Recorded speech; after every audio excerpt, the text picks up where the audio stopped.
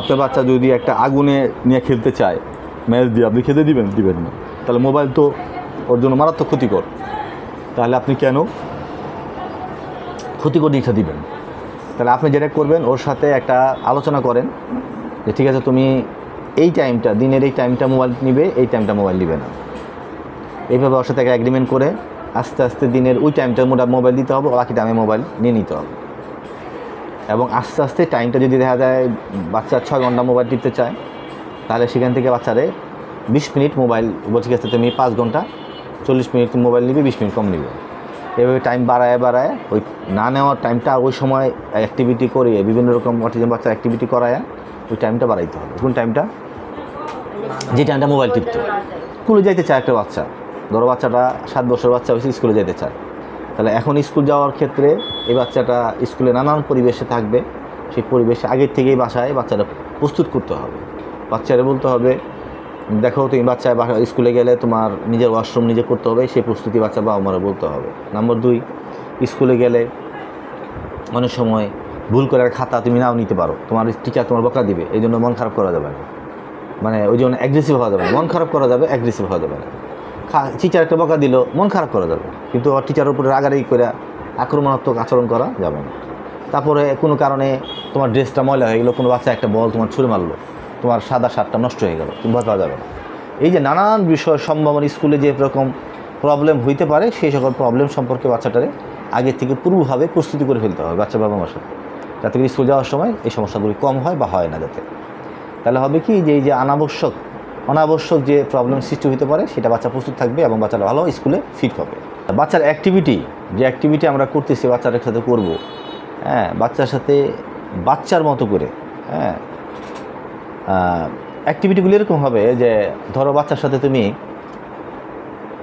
ক্যারমবোর্ড খেলতেছো, হ্যাঁ, যদিও একটু অন্য, তো বাচ্চারে, হ্যাঁ, ধরো তুমি একটা 10-এর তুমি রেড ফেলে দিছো, তুমি ওই সময় কী করতে হবে? কিন্তু সাংঘাতিকভাবে আনন্দ উচ্ছ্বাস করতে হবে, তোমার লাফালাফি করে ওই বাচ্চা যা করে এরকমও তোমাকে উচ্ছ্বাস দেখাইতে হবে। তুমি তো জানো যে কিছুই না, বাচ্চা যেমন রেড ফেলালে যেরকম ফিলিংস আনন্দ প্রকাশ করে, তোমাকে সেম লেভেলে গিয়া ওর মতো করে তোমাকে আনন্দ প্রকাশ করতে হবে, ওর মতো করে কথা বলতে হবে, ওর মতো করে আচরণ করতে হবে, ওর মতো করে হাত নাড়াইতে হবে, যেন বুঝে যে তুমি সত্যিকারে খেলতেছো, ওর সাথেই তুমি খেলতেছো, এটা প্রকাশ করতে হবে। তাহলে বাচ্চার সাথে তুমি এই যে অটিজম থেরাপি দিবা, তখন তুমি তোমার টাচে তোমার থাকবে। এটা গুরুত্বপূর্ণ একটা বিষয়, খেয়াল রাখতে হবে। বাচ্চা মাকে ছোটোবেলার থেকেই বাচ্চা মা আমরা শিখাইতে হবে যে প্রাইভেসি করার জন্য। প্রাইভেসি বলতে ধরো ওয়াশরুমে যে সে একটা ওয়াশরুমে গেলে যার সেখানে কোনো অন্য কেউ অ্যালাউ না। বাচ্চারে একা ওয়াশরুমে শিখাইতে হবে, বাথরুমে গেলে দরজা লাগানো শিখাইতে হবে, কারোর সামনে কাপড় চোপড় চেঞ্জ করা যাবে না, এটা উচিত না, এটা শিখাইতে হবে। বুঝতে পারছি? এই যে কোনটা করা সকলের সামনে করা যাবে, কোনটা করা যাবে না, এই জ্ঞানটা প্রথম থেকেই বাচ্চা মামারা দেওয়ার ব্যাপারে নজর দিতে হবে। যদি আমাদের কাছে যখন বাচ্চারা আসে বা অটিজম বাচ্চা যদি আমাদের কাছে আসে, আমরা যেগুলি বাচ্চা শিখছে কি শিখে নাই, পয়েন্ট আউট করে বাচ্চা বাবা মারা আমরা সেটা কী করবো, শেখাবো। ধর্মীয় জ্ঞানগুলো আমাদের কী করবো, আমরা প্রথম থেকেই যে বাবা মারা আমার আল্লাহ রসুল, এগুলো আমরা প্রথম থেকে আমরা শেখাবো।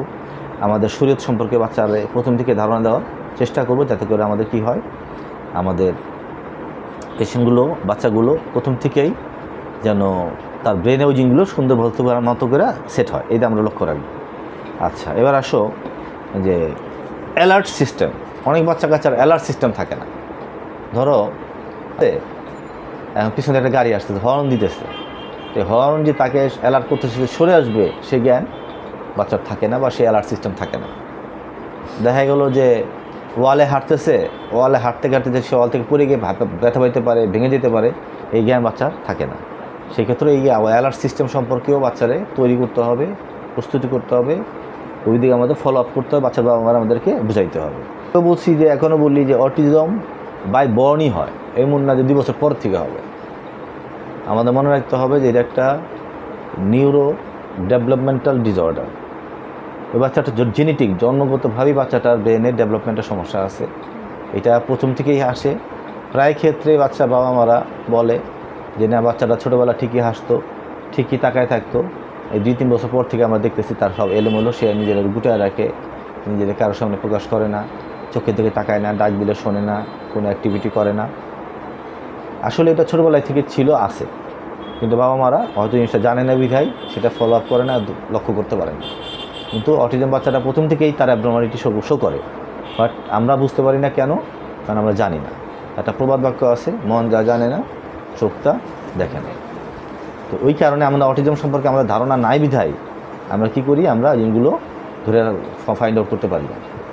যেমন আমরা এই প্রসঙ্গে বলতেছিলাম যে অটিজম ডায়াগনোসিস করতে চাইলে কী করতে হবে, DSM-5 প্র্যাকটিস করি। DSM-5 একটা ক্রাইটেরিয়া আছে, এটা ধরে আমরা কী করব, আমরা বাচ্চার অটিজম কিনা, সম্ভাবনা কিনা, একটা স্ক্রিনিং আমরা করবো। কালকে পড়েছিলাম না? আচ্ছা, এরপরে ওইটার উপরে আবার বিশেষ করে আমরা কনফার্ম হব, আমরা কি অ্যাডোস 2 দিয়ে আমরা কনফার্ম হবো যে বাচ্চাটা সত্যি সত্যি অটিজম পেশেন্ট। এবং এই অ্যাডোস 2 জ্ঞান সব ডাক্তারদের, নিউরোলজিস্ট, পেডিয়াট্রিশিয়ানে থাকে না বিধায় তারা কি করে না, তারা ডাইরেক্ট কমেন্ট করে না, এটা কেন থাকে না। সোশ্যাল ইন্টারাকশন বলতে যেমন ধরো আমরা কি করি, আমরা একটা বাচ্চা আসলো, যেমন ধরো আমাদের আয়শা খুব সোশ্যাল, হ্যাঁ, যেমন একটা বাচ্চা আসলে সেই বাচ্চার সাথে খুবই সে মিশে, খুবই কথা বলে, খুবই হাত ধরে খেলে, সোশ্যাল। আর যে বাচ্চার অটিজম, সে বাচ্চাটা ওর জগতে থাকবে, সে কোনোভাবেই সে তার কোনো অ্যাক্টিভিটি করবে না। তুমি যদি বলো যে কথার কথা ওর চকলেট পছন্দ, অটিজম বাচ্চার মনে করো যে চকলেটটা পছন্দ, সেই চকলেটটা তুমি দিলা, সেখান থেকে যদি বলো, বারবার যদি বলো একটু বাবুরে দাও, জীবনে দিবে না, খুনাখুনি করে ফেলবে সে, কানতে অস্থির, এতটা আনসোশ্যাল, সামাজিক কোনো অ্যাক্টিভিটিতে বাচ্চাটা থাকবে না। তার জগতে, তার ভুবনে সে থাকবে, সেই ভুবনে কেউ ঢুকতে পারবে না, আর সে ওই ভুবন থেকে বের হবে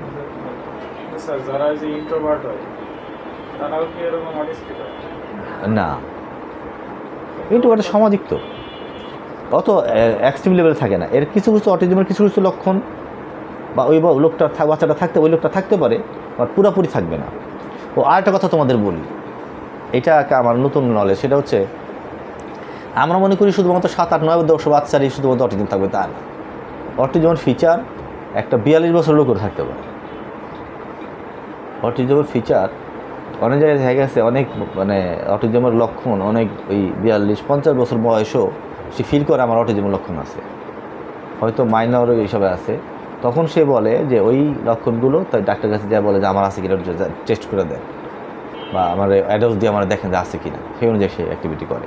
অর্থাৎ ওই ব্যক্তির হয়তো অটিজম ছিল, মাইনর লেভেলে সে অটিজম পেশেন্ট বাচ্চা ছিল বা লোক ছিল বা বাচ্চা ছিল, সে যদি ওই সময় থেকে ভালো ম্যানেজমেন্ট পাইতো, তাহলে তার বর্তমান ফাংশন লেভেলটা আরও ভালো হতো, সুন্দর হইতো। তাহলে আমরা এটা বুঝলাম যে অটিজম বাচ্চাদের হবে তা না, বড়োদেরও অটিজম হতে পারে। ডাকলে রেসপন্স করবেই না, ডাকলে যতই ডাকো বাচ্চা রেসপন্স করবে না, খেলতে পারে না, এই বাচ্চাটা খেলতে পারে না, বাচ্চাটা কোনো কিছু খেলতে পারে না। এবং দেখা গেলো বাচ্চাটা কোনো বাচ্চা খালি ঘুরতে আসে, বুঝতে নাই, এরকম করে ঘুরতেছে, খালি সারাক্ষণ চরকির মতো ঘুরতেছে, মাথা ঘুরাচ্ছে, অস্থির হয়ে যাচ্ছে, ক্লান্ত হয়ে যাচ্ছে। আবার অনেক খেলতে যখন ক্লান্ত হচ্ছে, একেবারে ক্লান্ত, একদম 2-3 দিন খবরই নেই, ঘুমাই আছে তা আছে, এতটা কষ্ট করে বাচ্চাগুলো। মুভমেন্ট অ্যাবনর্মাল মুভমেন্ট করতে থাকবে। কোনো বাচ্চা এক রকম একটা মুভমেন্ট করে, ধর কোনো বাচ্চা অ্যাবনর্মাল মুভমেন্ট করতেছে, কোনো বাচ্চা ধর হাত এরকম করতেছে। এগুলো সেন্সরির সমস্যা, আমরা পরে আলোচনা করব। আচ্ছা, দেখা গেলো বাচ্চাগুলো একই জামা পরে, দেখা গেলো বাচ্চাটা জামা ধরো 15 দিন ধরে, 22 দিন ধরে খেলনা যেটাতে খেলবে, একই খেলনাতে খেলবে, সে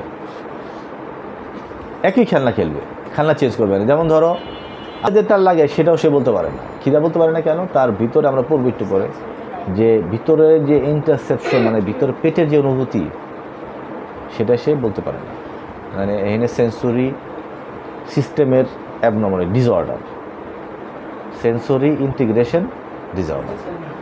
আচ্ছা, এই বাচ্চা খাচ্ছে, এই কোনো বাচ্চা খাচ্ছে তো খাচ্ছেই, এতগুলি ভাত খেয়ে ফেলছে, পেট ভরতেছে না, খাইতে আছে, নাও বলতেছে না, কারণ তার ব্রেন এই যে সেন্সরি যে স্টিমুলেশন, সেটা কি ইন্টিগ্রেশন নাই, এই কারণে সে একটা কথাই বলতেছে।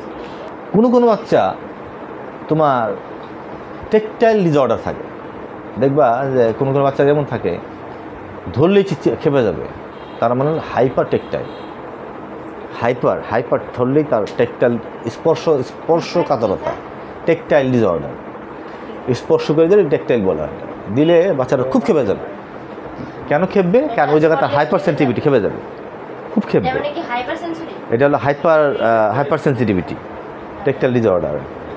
আবার কোনো কোনো বাচ্চা সে সারাক্ষণ মানুষের গন্ধ শুকতে পছন্দ করে, মানুষের ধরতে পছন্দ করে, সারাক্ষণ কারো না কারো হাত ধরে রাখছে, কারো পিঠ ধরে রাখছে, পা ধরে রাখছে, সে ধরতে পছন্দ করে। তাহলে ওই হলো হাইপোটেকটাইল ডিসঅর্ডার, আর এটা হলো হাইপার টেকটাইল ডিসঅর্ডার। এরকমও থাকতে পারে। ছোটাছুটি করতে আসছে, চুপচাপ বসে আছে, এরকম হইতে পারে। আবার খালি ছোটাছুটি করতেছে, এরকম হইতে পারে। এবং সবচেয়ে বড় কথা হলো, একটা অটিজম বাচ্চা সে তার নিজের কাজ করতে পারবে না, নিজের প্রয়োজনগুলো সে করতে পারবে না। হ্যাঁ, পারবে না বলতে যার যে দৈনন্দিন কাজগুলো সে করতে ব্যর্থ হবে। ঠিক আছে।